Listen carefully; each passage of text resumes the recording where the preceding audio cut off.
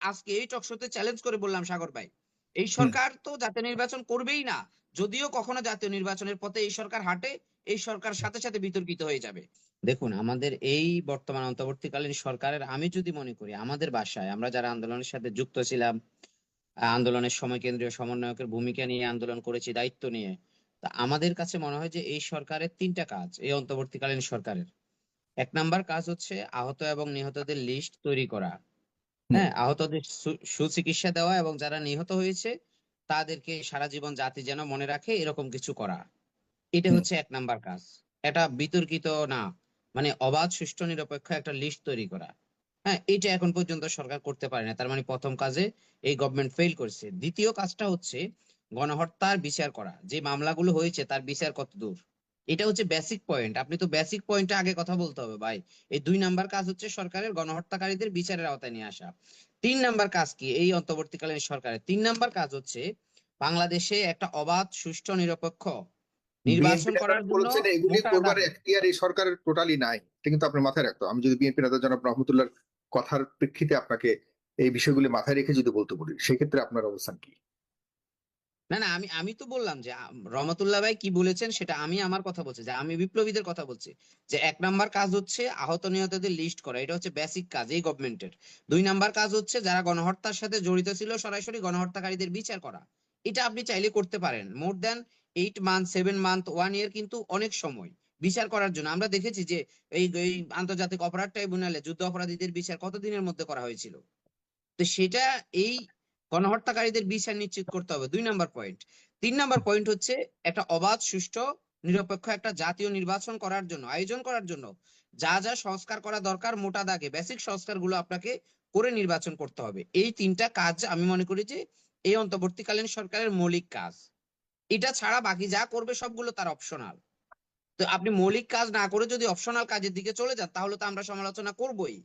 হুম। আমাদের সমালোচনার জায়গাটা কোথায়? যখন আপনি মূল জায়গা থেকে দূরে চলে যান, তখন আমরা, যখন একটা নির্বাচিত সরকারের যে কাজগুলো এই সরকার যখন সেই কাজ করতে যায়, তখন আমরা আমাদের সমালোচনা চলে আসে।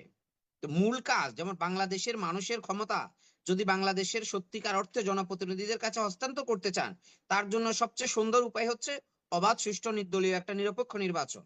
তো হুম। সেটা করে দেওয়ার পরে যখন জনগণের ক্ষমতা জনগণের প্রতিনিধিদের কাছে আসবে, তখন দেখবেন আপনি জবাবদিহিতার সরকার নিশ্চিত হবে।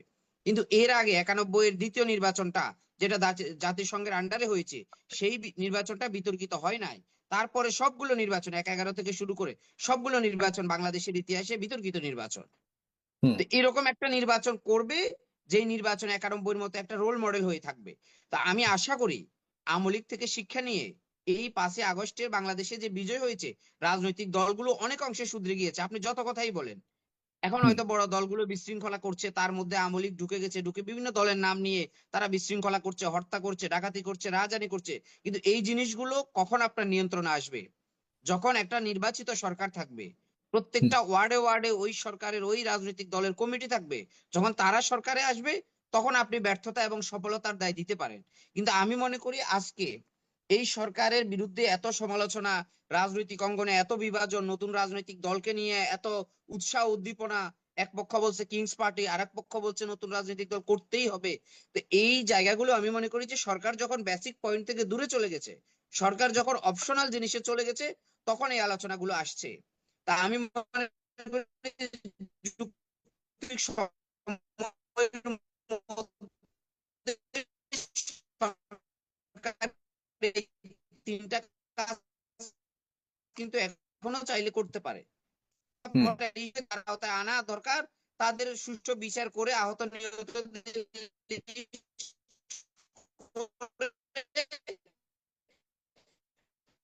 আপনাকে শুনতে পাচ্ছি না, ক্লিয়ারলি শুনতে পাচ্ছি না প্রিয় দর্শক, আপনাদেরকে আমি যুক্ত করবো। নির্বাচনের রোডম্যাপ দিতেন, আমার মনে হচ্ছে যে সবকিছু ঠিক হয়ে যাবে। আরেকটা বিষয় আমি আপনাকে বলি। তার মানে নির্বাচনী রোড ম্যাপ দিলে পরে সবকিছু ঠিক হবে বলে মনে করেন না, এবং পাশাপাশি আপনার যে সংস্থাগুলির কথা বলেছেন জি, এগুলি। শুনতে পাচ্ছেন সাগর ভাই? হ্যাঁ, শুনতে পাচ্ছি।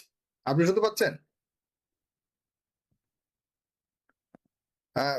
জি, হ্যাঁ, আমি স্পষ্ট শুনতে পাচ্ছি। আমরা শুনতে আরেকটা পাচ্ছি। বিষয় সেটা হচ্ছে, দেখুন, বাংলাদেশের বর্তমান যে পরিস্থিতিটা, এই পরিস্থিতিতে বাংলাদেশের নাগরিকরা এখন পর্যন্ত নিরাপদ না। রাজনৈতিক দলের কর্মীরাও নিরাপদ না, বাংলাদেশের সাধারণ মানুষও নিরাপদ না। তাহলে এই সরকার যখন নিরাপত্তা দিতে সম্পূর্ণ ব্যর্থ হচ্ছে, তাহলে বাংলাদেশের মানুষকে এবং রাজনৈতিক দলগুলোকে অনিরাপদ রেখে কিভাবে একটা স্থানীয় সরকার নির্বাচনে যাওয়া যায়? আবার এখন পর্যন্ত আওয়ামী লীগকে নিষিদ্ধ করা হয় নাই, তো তারা তো স্বতন্ত্র নির্বাচন করবে, প্রত্যেকটা ইউনিয়নে আওয়ামী লীগের 2 4 5 জন নির্বাচন করবে, তাদেরকে কি ঠেকানো যাবে? তো হুম, তাদেরকে যখন আপনি ঠেকাতে পারবেন না, তখন তো বিশৃঙ্খলা হবে। তো এই হুম, বিশৃঙ্খলা এই সরকার কন্ট্রোল করার জন্য সেই শক্তি এবং সামর্থ্য এই সরকারের নেই। সুতরাং হুম, বিশৃঙ্খলা এড়ানোর জন্য আমরা আমাদের পক্ষ থেকে বলছি যে এই মুহূর্তে স্থানীয় সরকার নির্বাচনে যাওয়া মানে এই সরকার জাতীয় নির্বাচন করতে পারবে না, সেই হুম। সক্ষমতা সরকার হারাবে, মানুষের কাছে বিতর্কিত ওকে। হয়ে যাবে। আমরা চাই না এই বিপ্লবিক সরকার বিতর্কিত হোক। সরকারের মান সম্মান রক্ষা করার্থে আমরা সরকারকে অন্তর্গতভাবে ধারণ করি। সরকার ব্যর্থ হলে আমরা ব্যর্থ হব। সেই জায়গা থেকে আমরা সরকারকে বলছি যে আপনি বিতর্কিত কাজ করবেন না। আপনি যেটা করলে আপনার সম্মান রক্ষা হবে, আপনাকে আমরা যেভাবে সম্মানের সাথে এনেছি, সম্মানের সাথে আপনি সেই ক্ষমতা থেকে যাবেন। যখনই আমি আপনাকে আজকে এই টক শোতে চ্যালেঞ্জ করে বললাম, সাগর ভাই, এই হুম, সরকার তো জাতীয় নির্বাচন করবেই না, যদিও কখনো জাতীয় নির্বাচনের পথে এই সরকার হাঁটে, এই সরকার সাথে সাথে বিতর্কিত হয়ে যাবে, জনগণের আস্থা হারাবে এবং সারা দেশে একটা নৈরাজ্য সৃষ্টি হবে। এই নৈরাজ্য এই সরকার আপনি কন্ট্রোল করতে পারবে না, তখন দেখবেন যে জাতীয় নির্বাচনও আমাদের কাছে মানে অনিশ্চিত হয়ে যাবে। তো এই হুম। জায়গাগুলো থেকে সরকারকে রক্ষা করতে হলে, দেশকে রক্ষা করতে হলে এই মুহূর্তে আপনাকে মোটা দাগে সংস্কার করতে হবে। একদম নির্বাচিত সরকারের মতো ধরে ধরে আপনি যদি সংস্কার করতে যান, তাহলে আপনি এই সরকার সেটা সেই সক্ষমতা নেই। কারণ এই আচ্ছা। সরকারটা মানে সাইজে অনেক ছোট। আমি যদি বলি বাংলাদেশে কয়টা মন্ত্রণালয় আছে, এক একজনকে জি, জি, 2 3টা জি। মন্ত্রণালয় দিয়ে এই দিচ্ছি। এই সরকারের সেই সক্ষমতা নাই, আপনি সেটাই বলতে চাচ্ছেন, আমি যতটুকু বুঝতে পেরেছি। সুতরাং এই সরকারের নির্বাচনের পথেই মোটা দাগে যেসব বড় বড় বিষয়গুলি সেগুলির পথে হাঁটা উচিত, সবকিছুকে যেগুলি না করলেই নয়, এগুলি ছাড়া অন্য সব বিষয় নিয়ে যেন আপনি মনে করেন কাজ না করলেই ভালো। এ হলো আপনার অবস্থান। সেনাপ্রধানের বক্তব্য নিয়ে আপনার কোন ধরনের বক্তব্য আছে কিনা? তিনি কয়েকটা ইঙ্গিত। সেনাপ্রধানের দেখুন, সেনাপ্রধান আজকে যে বক্তব্যটা দিয়েছে দীর্ঘ 8 মাস পরে, আমি মনে করি এই বক্তব্যটা যথেষ্ট তাৎপর্য রয়েছে। সেনাপ্রধান এরকম বক্তব্য দিবে, এটা রাজনৈতিকভাবে যদি আপনি বিশ্লেষণ করেন, সেটার এক ধরনের আপনি বিশ্লেষণ পাবেন। আবার এটাকে যদি আপনি ধরেন, এই এই রাজনীতি ছাড়া বিশ্লেষণ করেন, মূল কথায় আসেন। মূল কথা হচ্ছে সেনাপ্রধানের সাথে সরকারের একটা দূরত্ব হচ্ছে, আর সরকারের একটা দূরত্ব একদম দৃশ্যমান, এই বক্তব্য সেটা প্রমাণ করে। বর্তমান সরকারের সাথে সেনাবাহিনীর একটা দূরত্ব সৃষ্টি হয়েছে, এটা আমি মনে করি যে এই বক্তব্যের মধ্যে সেটা প্রমাণিত। সুতরাং বাংলাদেশে ধরেন এখন যে অবস্থা, এর জন্য আসলে আমরা কাকে দায়ী করব? কেউ তো হুম, দায় নিতে চাচ্ছে না। স্বরাষ্ট্রমন্ত্রী দায় নিচ্ছে না, আইনমন্ত্রী দায় নিচ্ছে না, তারপরে আপনার প্রধান উপদেষ্টা বলছে না, এই হুম। সেনাবাহিনী দায় নিচ্ছে না, পুলিশ দায় নিচ্ছে না। তাহলে এই মুহূর্তে বাংলাদেশের যে অনিরাপদ পরিস্থিতি যে সৃষ্টি হয়েছে, এর দায়ভার কে নিবে? তা আমি মনে করি যে সেনাপ্রধানের শুধুমাত্র এই ধরেন এই পিলখানা হত্যাকাণ্ড ছাড়া প্রত্যেকটা বক্তব্য যথেষ্ট সামাজিক ছিল, এবং প্রত্যেকটা বক্তব্য ধরেন একটা দূরদর্শিতা আছে বলে আমি মনে করি, সেটা দর্শী হয়তো আগামী বক্তব্য দিনে হিসেবে আপনি বাংলাদেশে দিয়েছেন। প্রতিফলিত আপনাকে হবে। অনেক ধন্যবাদ।